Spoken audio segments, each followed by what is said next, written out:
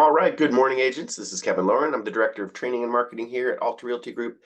And today we are going to talk about photography, and not photography that comes from your iPhone, photography that comes from a professional. So for a lot of you, I'm preaching to the choir, but for some of you, I want to go for a lot of stats and just show you how important professional photography is and how it can help you better your business.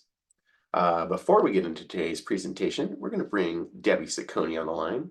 But before that, just wanted to apologize for last week. We had major technical difficulties. So internet just completely went out for about 2 hours. And so unfortunately, we had to cancel. So I apologize for that. But today we're going to pick up where we left off and we are going to talk about photography. But today we're also going to have Debbie Ciccone from Clearview Mortgage join us.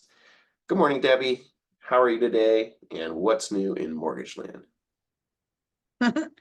Good morning, everyone. Yeah, I think I was talking last week about just some of the loan programs that we have. And because I think some people don't realize that we do reverse mortgages and for refinances and purchases.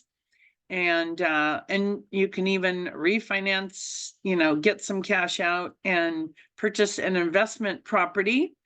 If you want another little added nest egg, which we set up for one gentleman that recently. So there's a lot of different things that can be achieved with a reverse mortgage. It's not the end all solution, but it is one. And we do And Debbie, have that. with the aging baby boomers, this is a really good and record equity in homes. This could be a really good, technique, or it could be a good way for some of your clients, to get a little bit of extra cash, right? Yeah, and I think the fear probably from the past with most people is that their loan amount is going to exceed the value if they live to a certain expected life expectancy, whatever. But depending on the area that the home is in, values are exceeding faster than people can buy homes. So I don't think that problem is there. There's one other thing, and there's like a ton of other different programs. There's I think I mentioned once before, for people that are trying to buy land, it's hard to get a land loan, and you have to put a lot of a high percentage down, and a lot of lenders don't want to do loans under 100,000. So to get around that, if you can get a set of plans, get with the contractor, get an estimate, find the piece of land that you like, that you want to build that home on, and we can combine into one loan, one closing, and the rate stays the same for 30 years. So the other thing that I wanted to mention for, if you need some Hispanic help, I know very little Spanish myself. Only when I go to Cabo and I need to know where the baños is, or the margarita, or cervezas, or Una más cerveza, por favor. uno más, yellow, uno más, whatever. So, but I have a partner, her name is Diane, and she is really wonderful. She is bilingual. She is actually in a humongous help in Rhonda's deal. And thank you, Rhonda. This is the just a really nice transaction that we're working on.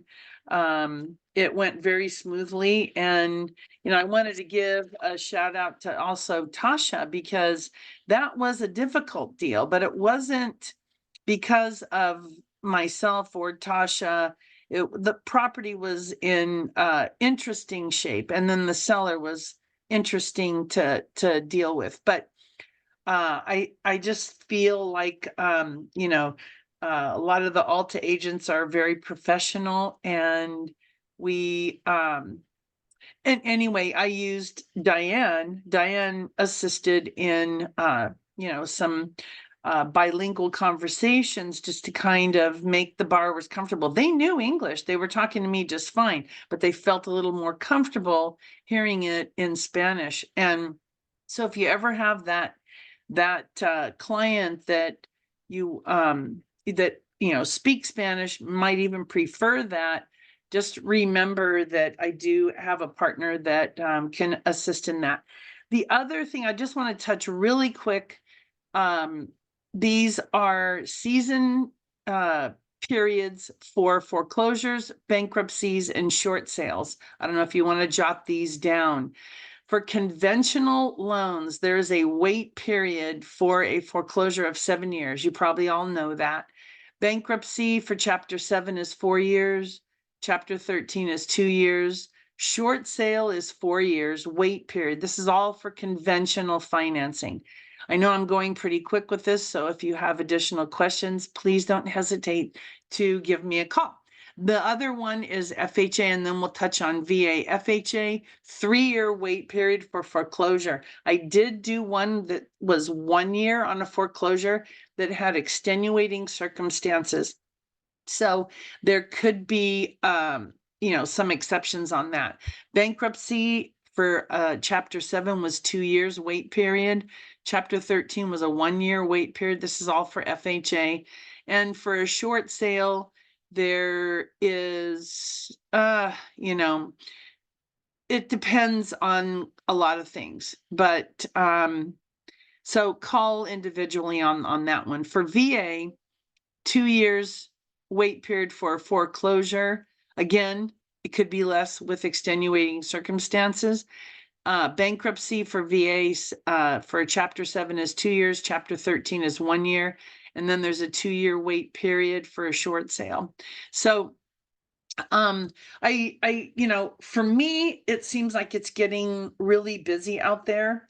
Interest rates are hovering in the high 6s to mid 7s, depending on credit score. This is for no origination points. But I'll tell you what, just to get something in the mid 6s, in some cases, it's not that expensive to just buy the rate or have the seller buy that rate for the buyer. So keep that in mind, because buyers are kind of shedding their cold feet lately, from what I'm getting the feeling of, because it's slamming busy out there. So I hope you guys are really successful. Just think positively and go out there and get it. Ask questions, tell people what you do, and don't forget to have fun. I love it, Debbie. That's the name of the game. That's a great point about, having a bilingual speaker, because I know exactly what that's like. I speak Spanish, but it's not my first language. And so, yeah, I can, communicate with people pretty well in Spanish. But when it comes down to like contracts or, legal things, there's definitely stuff that's just outside of my vocabulary. It's outside of my, comfort zone. And so, I have had that situation when I'm in Mexico. I travel in Mexico all the time. And I have friends that own property down there. I actually used to sell property down there. And when it came to contracts and stuff, I always had a really good Mexican lawyer that was my partner, or one of my partners. And I always felt better having them look over things. I felt better. And so that's really, really cool that you have a bilingual loan officer that can help with that stuff. Yeah, definitely. So have fun out there. Thank you, Kevin, for letting me keep everybody updated. And I hope you guys are successful. All right, Debbie, we'll talk to you next week. Okay. All right. Bye-bye. All right, so let's switch gears here. And that's, of course, Debbie. If you need to get a hold of Debbie, easy to do, 949-394-3222, or Debbie@cvmloans.com. So super easy to get a hold of her, and she is a resource for you guys, so don't forget. So now let me switch gears and pull up another graphic that I've got for you guys. And so in the world of real estate, it is so important to put your best foot forward and to convey that you are a top-notch professional. You're not just a fly-by-night, realtor. And even if you're doing real estate on the side or as a second job, it still behooves you to make sure that you are, especially with, when you get a good listing. Oops, let me zoom that out. When you get the listing, you've got to really make sure that you do everything on the up and up and you do everything perfect, because especially if you're new and you don't have a big track record, you need to be able to show people in the future and future listing appointments and future clients what you've done in the past. And so even if it is a $400,000 condo, you need to treat that as though it were a multi-million-dollar listing, in my opinion. And you just need to spend that little bit of extra money, because those are your marketing dollars. They're not just marketing dollars for that property. They're marketing dollars that you are going to be putting towards getting more listings. And so it is super important that we do this. And so I know that many of you have used your iPhones and taken your pictures yourself. And, that you can, I will say that you can get away with that in a raging market. And I know that a few years ago, things, you didn't have to do much in order to get something sold, but that's no excuse, because you still want to be able to point back at all of those listings and show how you showcased that particular home. And so let's just go through a couple of stats, okay? And it seems, when we go through these stats, it should just, all of these things should just, ring true, and it should be common sense, really. So homes with high quality photography, okay? Let's just go ahead and make sure that that's bold and stands out. And we're even going to put that in red because it's so important. So high quality photography sell 32% faster. So that should be, the very first thing you do. If you have the opportunity to sell something 32% faster, why wouldn't you do it? So obviously high quality photography will make your property sell faster. The pictures tell the story. And when your pictures are grainy and crappy and there's, clutter in the rooms, that also tells the story. So it's not very easy to sell a home when it looks like crap, right? So homes with more photos sell faster too. So a home with one photo spends an average of 70 days on the market, but a home with 20 photos spends average 32 days on the market. So those are just cool stats. And, us as realtors, we're just doing our jobs. We don't have time to study those stats. So it's great that, these stats can come to us. We can look at them. We can decide, we can make good decisions based on these, these stats and these numbers, right? So homes in the 200,000 to 1 million range, those that include high quality photography in their listings, sell for $3,000 to $11,000 more. So you're actually going to be able to, and this is just one, study. There are so many stats that say that, staging and high quality photography, those are the things that help a buyer envision what their life will be like if they purchase this property, or what their investment will be like if they purchase this property. So you're going to get more money. You're going to sell for faster. So these are really quick and easy. If you just looked at those stats, that should tell the story right there, and that should behoove you to go ahead and get professional photography for every listing. So as time goes on, equipment and tools become better and more sophisticated. Online platforms become more robust. Guess what? And the the augmented reality and AI, virtual reality and all that kind of stuff, people with the skills and visual tools will only become increasingly more important over time. So photography, with all these different things, it's only becoming more important. It's not becoming less important. And, photography is getting better, the technology is getting better. And so we're just going to be able to use that more and more to our benefit. So it's nothing to sneeze at.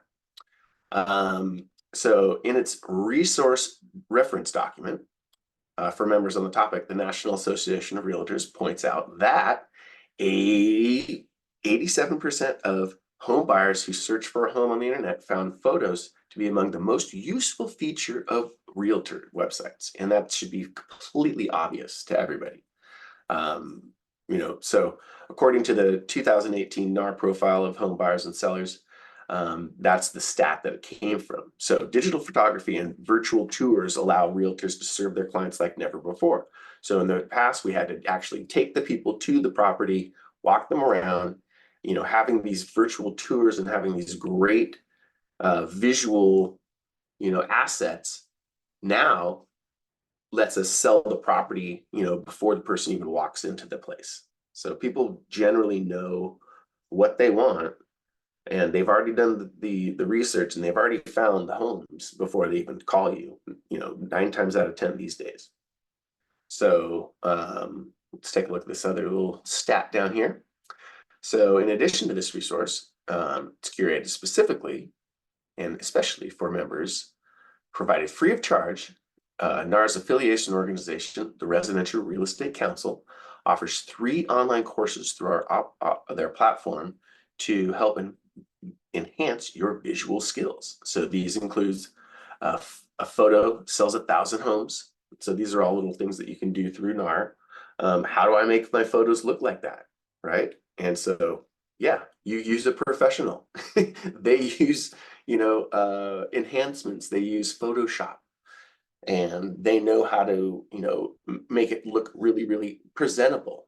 When they go in, they turn the lights on, they bring lighting, they do things that make the photos look awesome, right? Video marketing to enhance your business. And so a lot of these photographers and a lot of the, we work closely with Preview First.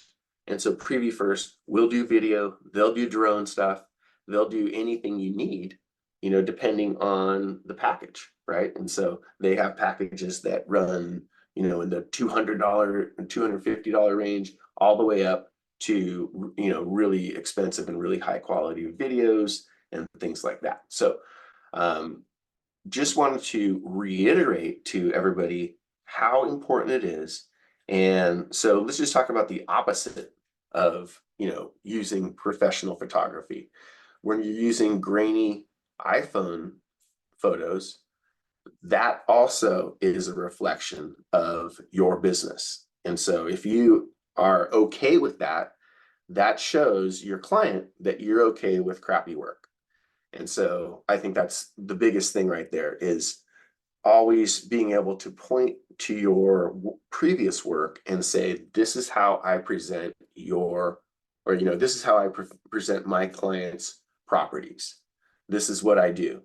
And so if when you're making that presentation and all of your past listings look grainy and unprofessional, you have a grainy and unprofessional look to your business. And so can't say how important this is enough. So I really hope that you guys take this to heart and make sure that you do use professional photography.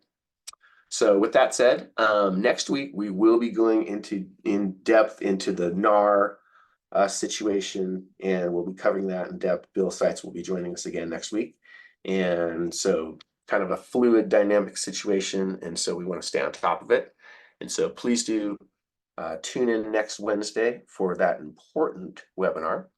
But in the meantime, I hope you guys get out there and make it a great week and a productive week. And we will see you guys next Wednesday. Bye-bye.